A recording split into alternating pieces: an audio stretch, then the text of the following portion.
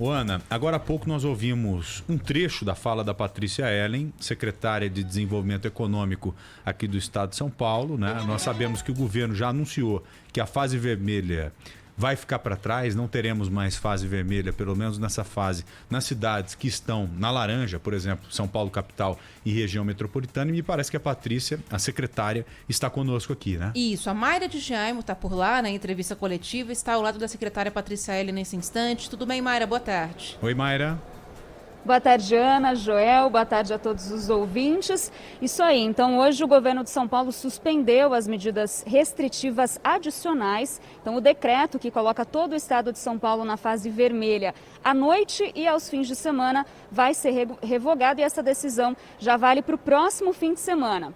A reclassificação de fases aí só na sexta-feira. E também foi anunciado hoje aqui na coletiva um apoio emergencial aos setores do turismo, eventos, comércio e gastronomia. E ninguém melhor para explicar isso para a gente do que a secretária de Desenvolvimento Econômico do Estado, que mais uma vez gentilmente atende a gente aqui na Rádio Bandeirantes.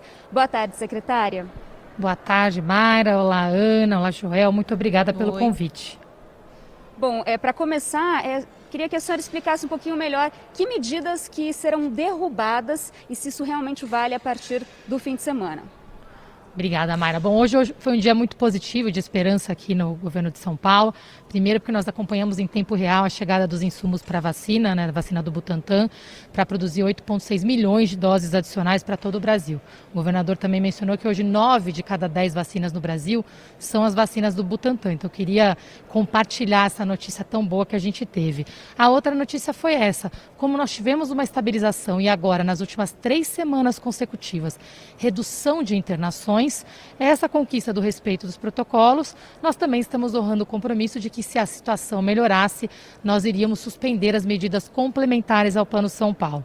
Ou seja, estabelecimentos comerciais, bares, restaurantes que operam na função restaurante, que não poderiam funcionar neste fim de semana nas regiões em fase laranja, agora podem funcionar normalmente, respeitando as regras da fase laranja. Até às 20 horas, 40% de ocupação, 8 horas por dia em todo o estado, no sábado e domingo, nas regiões que estão na fase laranja.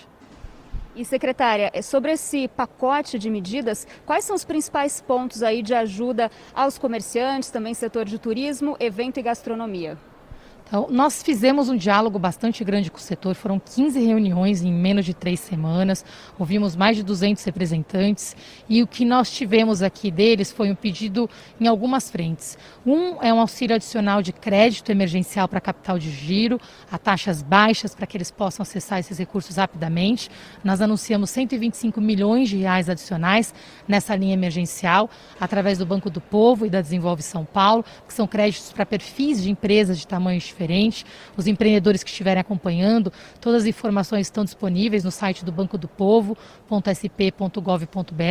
ou no site da Desenvolve São Paulo, também do governo de São Paulo.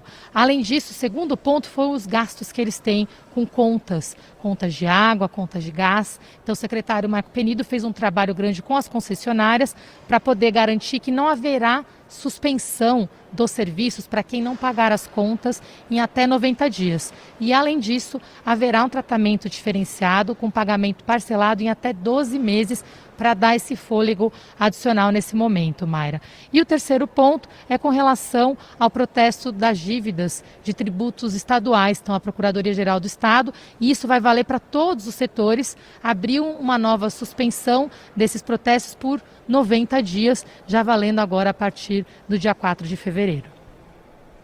Secretária, boa tarde a senhora, obrigado por nos atender mais uma vez aqui no Bora Brasil. O que estão reportando para a senhora e para o governador, notícias que estão saindo, informações que estão saindo da equipe de saúde?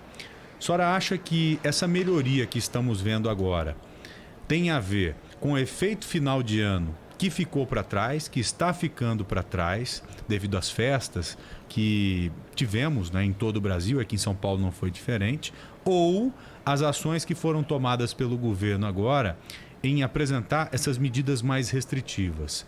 De acordo com o que a senhora ouviu da equipe de saúde do governo do estado, os índices estão melhorando.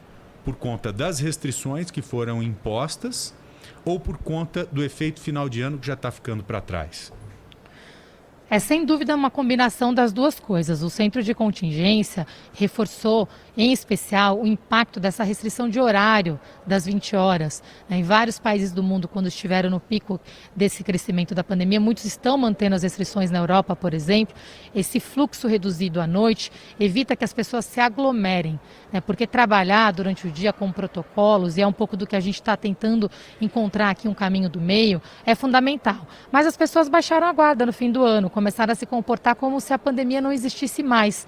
Então teve um fator emergencial, uma parte do efeito do fim do ano ele foi embora, né, exatamente pelo fim do ano, mas teve outra parte aqui que foi muito pedagógica das pessoas voltarem a se cuidar, voltarem a evitar aglomerações, voltarem a usar máscaras e principalmente evitar esse modelo ali daquela função bar, né, que é aquele momento de conviver com amigo, troca copo, né, esquece que tem um vírus circulando, que é mortal. Então, sem dúvida, as medidas tiveram um resultado muito importante nesse processo. Inclusive, esse é o nosso desafio para frente, que haverá uma nova reclassificação na sexta-feira.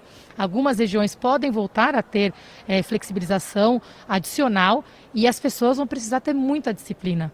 Porque se a gente voltar a ter os descumprimentos de poucos, como tivemos no fim do ano, que vão impactar muitos novamente, nós vamos ter que voltar com novas medidas restritivas. Então, esse é o nosso desafio das próximas 2 a 4 semanas. E, secretária, em relação à comunicação disso com a população, né?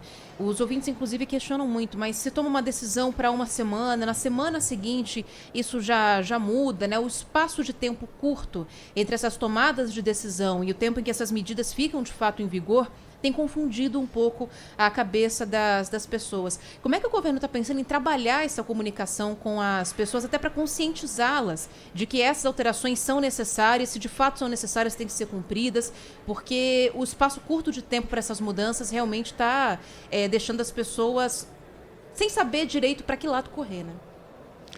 Olha, Ana, acho que esse é o nosso maior desafio da gestão pública nesse momento de pandemia. Nosso compromisso com uma gestão técnica e transparente pressupõe que nós comuniquemos para a população diretamente todos os dados e a realidade como ela é. Esse vírus circula sim, de uma forma inesperada, de uma forma repentina, respondendo ao cumprimento ou não dos protocolos e à mudança de comportamento da população. Nós vimos o que aconteceu em todo o mundo. O pico, quando faltou oxigênio, quando falta leito, é exatamente porque as mudanças aconteceram e os gestores não comunicaram em tempo hábil. Então, esse sim é um desafio. Eu entendo como isso impacta a vida das pessoas. Eu tenho uma mãe que é motorista da Uber, corretora de imóveis, tenho tio taxista, tenho o padrasto que é garçom, então eu vejo a vida das pessoas tá assim uma loucura, mas a gente tem a responsabilidade de seguir e agir rápido para proteger a vida das pessoas se o vírus se comporta dessa forma. E, secretária, o carnaval se aproxima, né? É possível que tenha alguma medida extra para o carnaval para a gente evitar aglomerações em São Paulo? A maior medida foi tomada nesse momento, que é suspender o feriado do carnaval. Não há festa, não há razão para aglomeração, festas e aglomerações estão proibidas.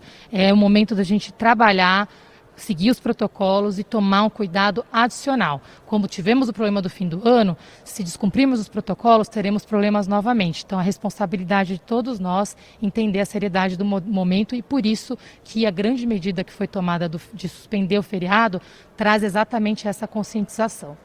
Tá certo, secretária, muito obrigada, viu? Ana, Joel. Obrigada, viu, Mayra? Obrigada, secretária Patrícia Ellen também. Obrigado a vocês.